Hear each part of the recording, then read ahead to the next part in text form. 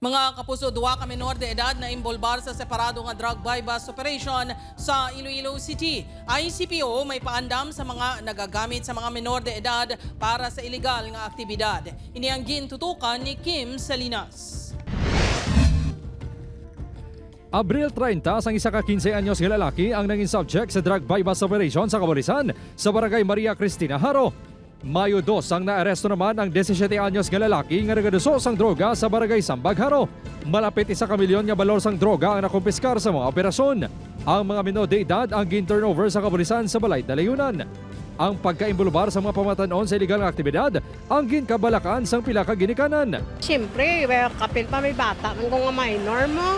Kinanlan, ginaton niya nga amligala sila. Nagpaandam ang kapulisan nga mahimo makasuhan ang mga persona nga nagagamit sang minors sa illegal drug operations nga paglapas sa child abuse law. In-exploit sila sa may ara kita nga child abuse law.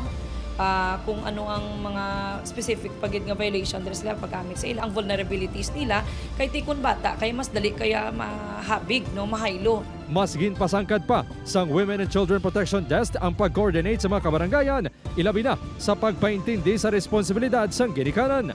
Ang pila ka ginikanan sa distrito sang Haro, masugot man ginabantayan ang mga minor nga kabataan sa tuwa sa pagdata sang iligal nga droga.